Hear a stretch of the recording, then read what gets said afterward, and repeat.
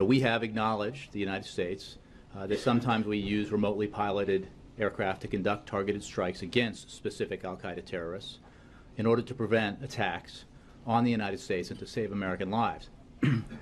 We conduct those strikes because they are necessary to mitigate ongoing actual threats, to stop plots, prevent future attacks, and again, save American lives. These strikes are legal, they are ethical, and they are wise. Okay. Now, Daschle, close your eyes and pretend that's Ari Fleischer, like I said. And he's telling us, hey, we waterboard people, but you know what? They don't drown. Trust us there, it's okay.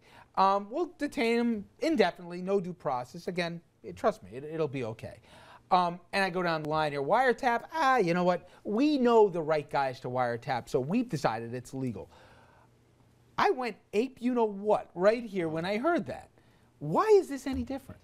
That's a good question, because like one of the ironic things about John Brennan is that Obama wanted him to be the CIA director 4 years ago, right after he was elected, and the reason he never came up for a vote was because he was seen as Bush's guy. He was George Tenet's guy, and he was the one behind torture. And so 4 years ago, it was inconceivable that this guy could be, you know, in the cabinet as CIA director. Now 4 years later, he's Obama's right-hand man, and it's not such a big problem anymore. Nick, I'll pose this. In an alternate universe, Rand Paul, who would love to be president, who's got the itchy trigger finger with a red button, okay? Or Dick Cheney, who was a heartbeat away not that many years ago. Okay. Rand Paul. But Dick Cheney, okay? Who was a heartbeat away here. Insert joke. Would you have been comfortable for him to be the arbiter over who he decides is an imminent threat or not? Probably not. Okay. And why shouldn't that basically be the litmus test for executive unchecked power that it's not a good thing?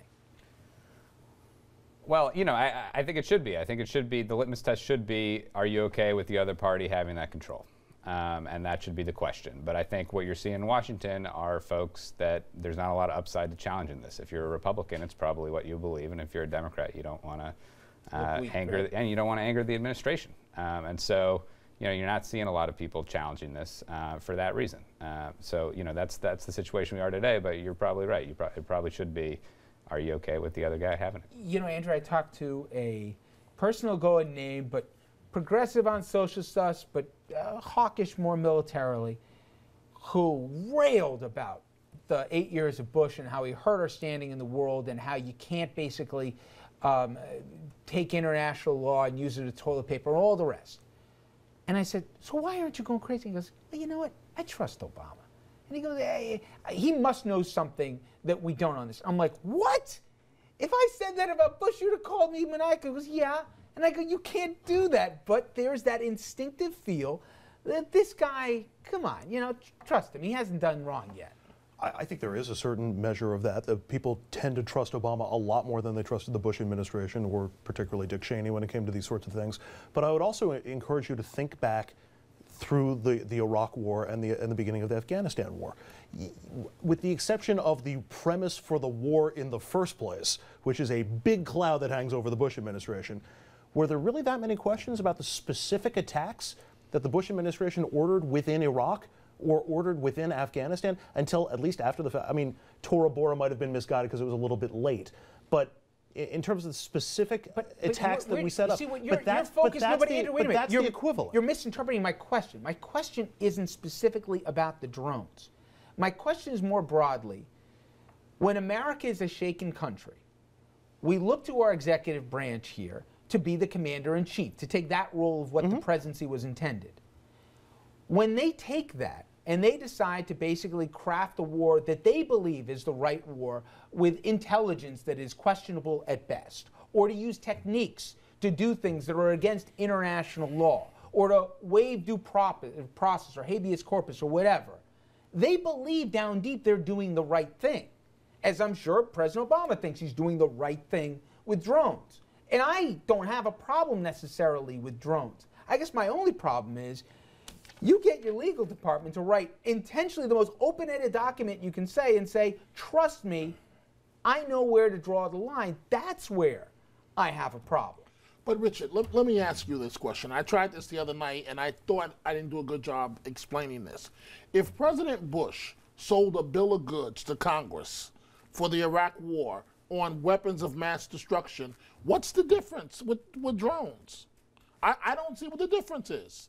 It's unchecked powers under the Republican president, basically unchecked powers under the Democratic president. One you're misleading, the other one you're not even informing. To me, okay, that's fair. You know, this is basically a decision that they believe that was in their purview, and legal scholars can agree or disagree whether or not this is something that in wartime, and again, somebody will tell me when this war will end, okay, and what again an imminent threat is, and who. I don't know. This is a tough one. That's why I think it's a good debate. But to your point, I do think before you even ask the question, this president's gotten a pass that the last one wasn't. Yeah, and you're right. You can ask that question. But part of the question here is about the hypocrisy, right? Is about the fact that when Bush did it, right? If you're going to make those two equivalent, when Bush did it, he was attacked wildly by liberals. And when Obama does it, he is not being attacked. I couldn't disagree more. Because the question here, and again, I know this is specific to drones, but the question about drone use is, are we targeting legitimate and accurate military targets? That's the only question at play when it comes to the use of drones. If you've got a legitimate target and a potential threat to the U.S., I don't think anybody has a problem with taking out that threat. But is the threat a legitimate one? And we tend to give the benefit of the doubt. The same argument, Andrew, about waterboarding. That's exactly the same thing. Point. It's not at all. It's identical.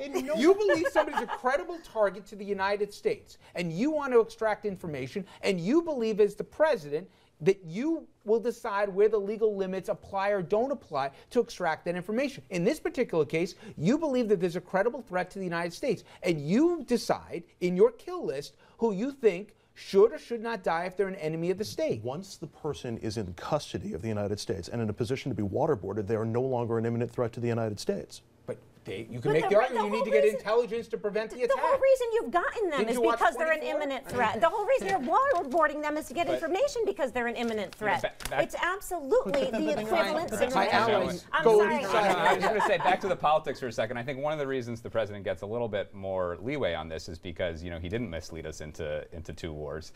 And so, you know, we are giving him a little more credit, just to, you know, defend my president for 1 second. One of the reasons that he was elected, one of the reasons that Democrats supported him was because of his stance on the war, because of his stance on enhanced interrogation techniques. Sure, but you go back to what he said in his first State of the Union, and he criticized the Bush administration. He even I got to hit a break here, Jeannie. The end of the thing is, I bet you, if anything, he will be politically helped, not hurt by this, because it only reinforces his tough guy cred.